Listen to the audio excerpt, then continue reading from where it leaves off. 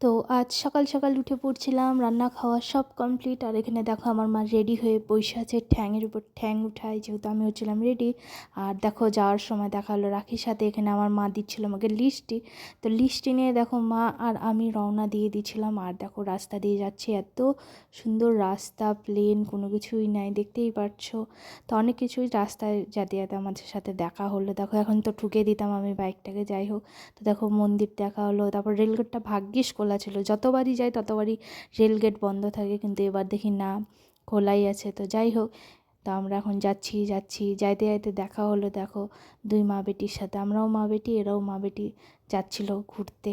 তো যাই হোক, এই করে চলে আসলাম কোন রাস্তায় জানি না। এখানে একদম কাজ হচ্ছে, একদম মাল মশলা উঠায় নিয়ে রাস্তা একদম জুড়ে দিল। তো যাই হোক, এই করে আমরা চলে আসলাম সিধা স্টাইল বাজারের সামনে, দেখতেই পাচ্ছ। যেহেতু আজকে করব কিছু শপিং বাড়ির জন্য, সেই জন্য চলে আসলাম সিধা স্টাইল বাজারে। দেখতে পাচ্ছ আমি সব সময় মাস্ক পরে থাকি। তো সবার ফার্স্টে দেখো আমার মা সোয়েটার দেখতে লাগিয়ে গেছিলো। আর প্রাইসটা দেখে তো আমার মা অবাক হয়ে গেছে, বললেন না রাইখে দিই, থাক, আমার বাজেটের বাইরে। তো দেখা হলো চিপস নয়, বাচ্চাটা যে মোজা কিনতে আসছিলো কিন্তু কিনে নিই। তারপর সবার ফার্স্টে নিয়ে নিচ্ছিলাম আমরা ম্যাট। যেহেতু আমাদের প্রত্যেকটা ম্যাট আমি একদম ধচায় মচায় ইউজ করে দিছি, সেই জন্য আমার মা বলছিল না, নতুন ম্যাট নিতে হবে। তো এই করে দেখো চলে আসলো ছোট্ট একটা 1 মাসের বেবি, যেও আসলো শপিং করতে। এই ঠান্ডা, এক তো এসি, তার মধ্যে ঠান্ডা, তার মধ্যে বেবিটাও ওরকম। তো যাই হোক, এই করে আমি নিচ্ছিলাম প্লেট, যেহেতু আমার মা প্লেট ছুঁড়ে মারতে মারতে সব প্লেট ভাঙিয়ে দিছে, সেই জন্য আমি নিয়ে নিচ্ছিলাম এবার প্লাস্টিকের প্লেট, যেহেতু মারলেও ভাঙবে না। সঙ্গে মা নিয়ে নিচ্ছিল এখানে ট্রে। আর দেখো দেখা হলো সুজনের সাথে, সে আই করলো। তো যাই হোক, এই করে মা 2-3টা ট্রে নিয়ে নিচ্ছে। তাই বললাম আর কী কী নিবা, তো বললো চল দেখতে থাকি। তো গিটারটা পছন্দ হলো আমার মার, কিন্তু প্রাইস দেখে আমার মা বলে থাক, रहने दे मेरे पास पैसा नहीं है। তো যাই হোক, এই করে খালি একটা ছবি তুলে দিতে বললো। তো ছবি তোলার পর দেখো এখানে নিয়েছিল আলু ম্যাশার। তো বললো যে তোকে এমনি কুটি বেলেন দিয়ে এবার আলু ম্যাশ করে তোকে কুটবো, এইভাবে করে চল, এটাও নে।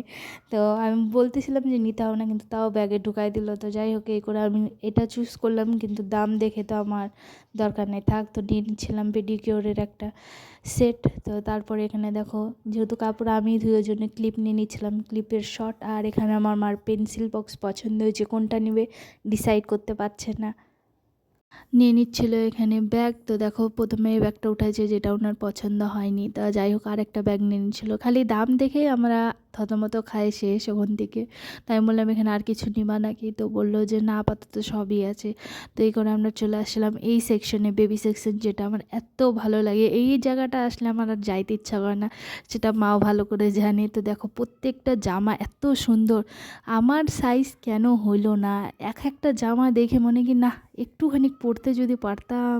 তো প্রিন্সেস ড্রেস নিতে চলে এসেছিল এই ছোট্ট কালী প্রিন্সেসটা, মানে চোখ যার কালো কালো, দেখতেই পাচ্ছ একদম আঁখোসে গলি মারে। তো যাই হোক, এই করে মা আর আমি হাসাহাসি করছিলাম, বললাম যে আর কিনবা, বলে কি ড্রেস তো আছে অনেক, কিন্তু দাম দেখে তো আমার হয়ে গেছে, আর নিতে পারবো না।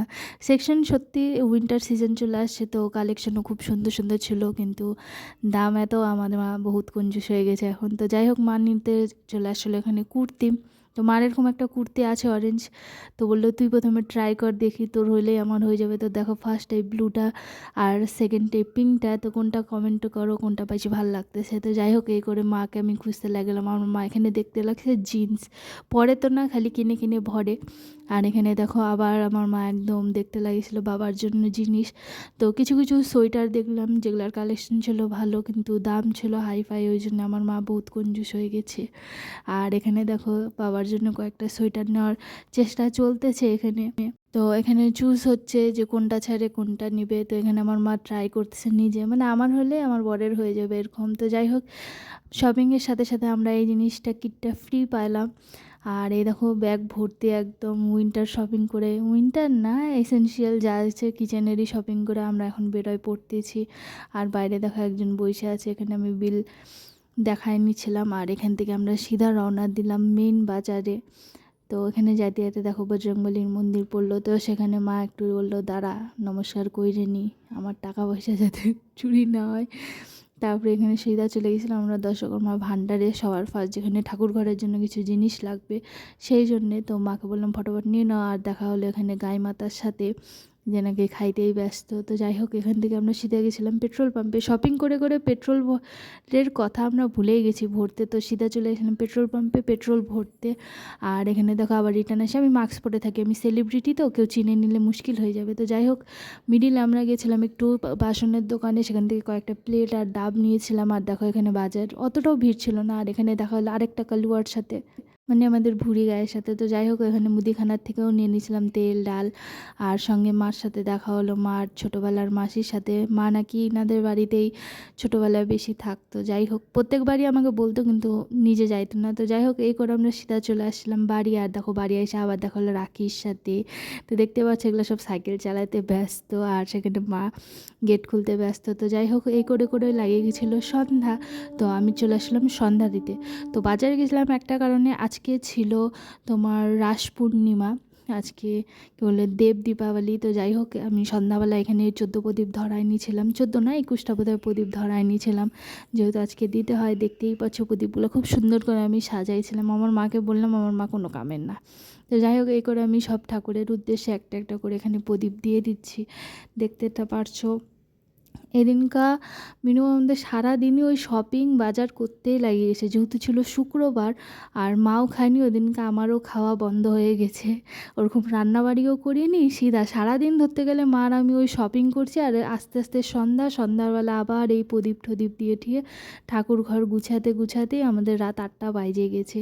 তো দেখো, এখন এখানে আমি মন্দিরেও চলে আসছিলাম। আর এখানে দেখো আমরা ছোট্ট একটা পুকুর বানাইছিলাম, যেখানে বলে জলাশয়ে গিয়ে প্রদীপ ধরাতে হয়। তো এখন আমাদের এখান থেকে পুকুরে যাইতে বহুত, আর অন্ধকারে আমার দরকার নেই, সেই জন্যে তো উপরে চলে গেছিলাম, সেখানে দিয়ে দিয়েছিলাম গাছের তলায় একটা প্রদীপ।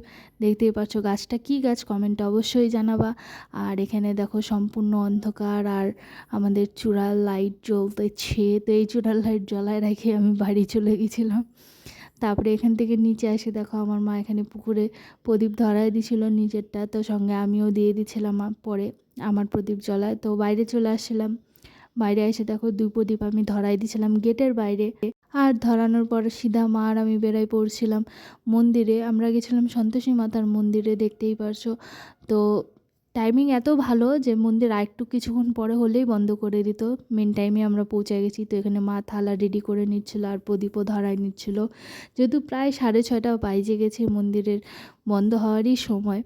তাও আমাদের জন্য একটুখানি ওয়েট করছে, যার জন্য অনেক অনেক ধন্যবাদ ব্রাহ্মণজিকে। তো এখানে মা আরতি করে নিচ্ছিল প্রথমে গণেশজির, তারপর মন্দির তোমার সন্তোষী মাতার গেটটা খোলাই ছিল, ওটার ভিডিও আমি করতে ভুলে গেছি। যাই হোক, তো এখানে চলে আসছিলো শিবালয়ে, সেখানেও মা একেবারে আরতি টারতি করে নিচ্ছে। আমার মা অনেক মানে বহু বছর পর মানে মন্দিরে গেল, যাওয়ারই সময় পায় না, ওরকম সুযোগ পায় না, আজকে পাইছে। তাই তো চলে আসলাম বাইরে। বাইরে এসেও পিপলতলায় গাছে নিচে তোমার হচ্ছে প্রদীপ ধরায় দেওয়ার পর এখন সিধা চলে আসলাম মা আর আমি বাড়ি। দেখতেই পাচ্ছ এখন আমি লাইট ধরাই রাখছি, এখন গিয়ে তারপরে আমি লাইট বন্ধ করব।